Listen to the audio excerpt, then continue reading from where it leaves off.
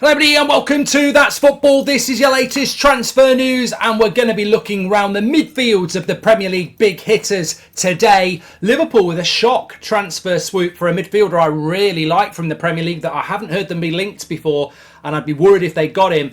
Arsenal looking like Thomas Partey is going to stay. Does that close your window in the midfield area? Remember yesterday we were talking about Lavia, a player that Liverpool are interested in, Arsenal have been interested in, maybe Chelsea as well. If Partey stays, is that the end of Arsenal's midfield transfer adventures? And what is the difference between a Partey and Xhaka midfield of last season compared to a Partey and Rice midfield of the next season? Also Chelsea, Brighton holding firm. Caicedo on the tour with Brighton, £100 million or no go. Obviously this links in with Declan Rice. Have Arsenal hindered Chelsea's pursuit of Caicedo by paying £100 million for Declan Rice? And are Brighton right to say we want £100 million for Caicedo? We'll talk about that and a few other bits as well. But let's hit the shock transfer swoop of Liverpool being linked to Fulham's Palhinha.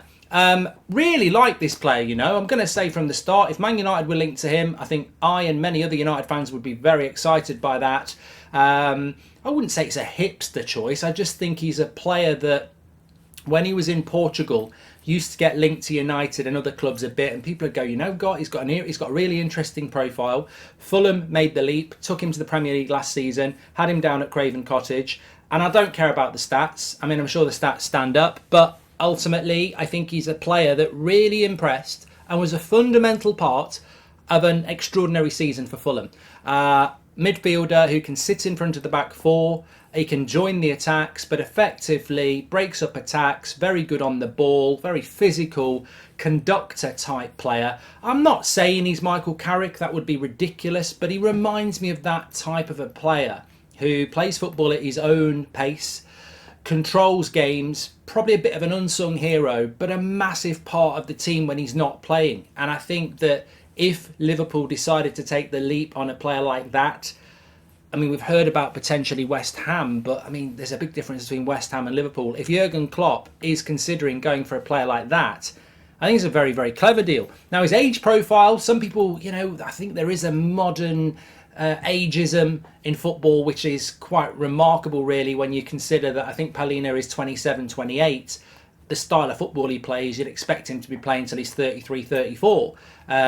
A lot, you know, it's not a good signing if they're not under 24 these days. But footballers play for longer; they look after themselves better, and like a fine wine, they can get better and stay in their prime for a longer period. So, look, get in the chat. Would you rather go Lavia? Would you rather go Gravenberch? Would you rather go an Amrabat? Or would you rather go a Palhinha? And I think for me, as a non-Liverpool fan, if I had to choose which player they bought from there, I'm going to pick the player that I think that's not the best. So I'm going to probably go, I don't know where I'd go out on that. I'd probably go Lavia. I mean, I think Lavia's a really good player and I'd like him at United, but he's the young one, isn't he? He's the inexperienced one. He's probably the bigger risk at the bigger price. Whereas I think Palhinha, I just can imagine him dropping in, and as long as he could deal with playing for a big club like Liverpool at Anfield every other week, then I think he'd be a big acquisition. And obviously, you can't guarantee that, but I think he's a really interesting profile player, and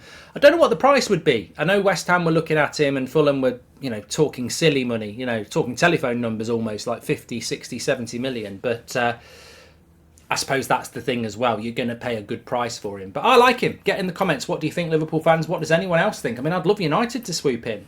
We won't, because it'll be out of our price profile, but I think as a Casemiro sort of alternative, or it can play with Casemiro in certain games, I'd like it, but I don't see United doing it. But it'd be interesting if Liverpool do. Sticking with the midfield, Thomas Partey off on tour with Arsenal. Xhaka's already left, went to Leverkusen, I think. Declan Rice has come in. There's been talk of Partey going all summer, and if he goes, you've got to bring somebody else in. There's now talk that Thomas Partey will stay and be part of the Arsenal squad next season. What do you think about that, Arsenal fans? I mean, I don't know. There's a lot going on with Thomas Partey that's not football related. There's a lot of stories that go around. There's a lot of talk about him being sold, unsettled. I mean, at the end of the day, you can only deal with what you know. I mean, Arsenal were a title contender last season with Partey and Xhaka in the midfield. If it's Partey and Rice, it's an upgrade. I thought Xhaka had a very, very good season last year, a surprisingly good season, but Declan Rice is an upgrade for the future and for the now. Thomas Partey, if you go back to his Atletico Madrid days, would be a very attractive midfielder for a lot of top Premier League clubs.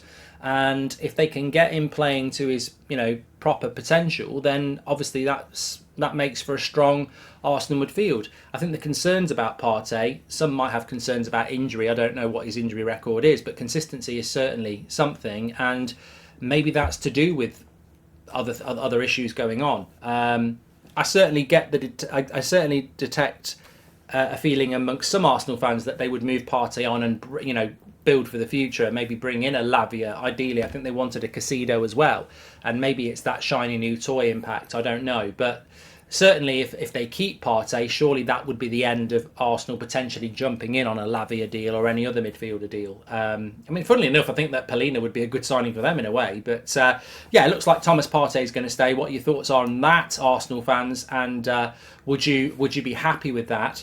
And then obviously we mentioned Caicedo there. This is becoming a really interesting story now.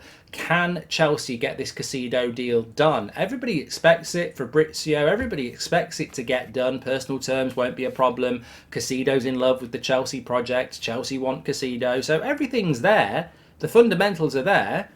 The elephant in the room is Brighton, and they are basically saying £70 million reject. We want £100 million. Now, I don't know the construction of the Declan Rice deal, but you can sort of look at that and go, it's problematic to Chelsea. It doesn't always happen like this, but it's problematic because Brighton will say, well, we had a better season than West Ham.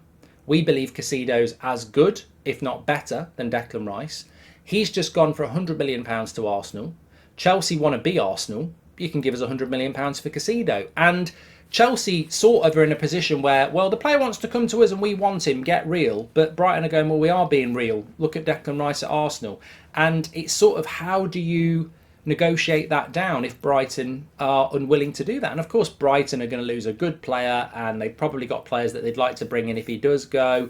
So I think with this it's going to come down to why it's been going on for so long. It feels like Caicedo signed for Chelsea a month ago because everything, the ingredients were there to do it. But unfortunately, Brighton just won't be that final ingredient, and that's obviously why it just keeps running on and on and on.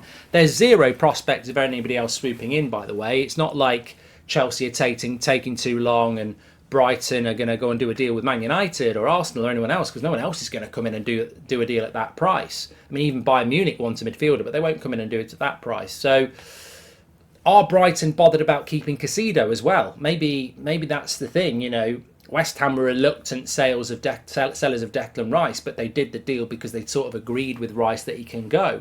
Brighton probably don't need to sell Caicedo as well. So it's a very difficult deal for Chelsea.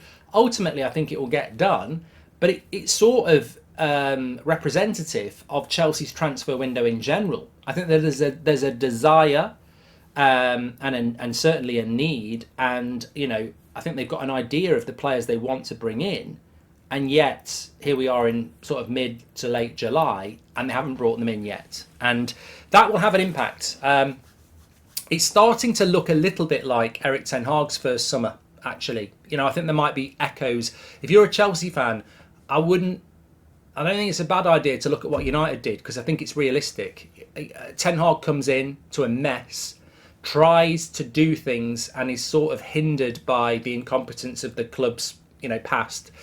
Manages to get a few players in and performs what I think was a minor miracle to get third place and win a trophy. And I think if Chelsea got anything like that next year, it would be incredible from Pochettino. So interesting, this Caicedo deal, because I think Chelsea are in the position where the player wants to come and we want him, and you will sell us, but you won't give us a fair price. And it's whether they can chip away. Maybe you're going to have to do something like 75 plus 25 in. I don't know. I don't know what they're going to do, but Chelsea certainly need to get moving on that, because what will happen is difficult start to the season, haven't got the players you want, drop a few points, mentality gets set, season gets set. You want to hit the ground running. You really, really do.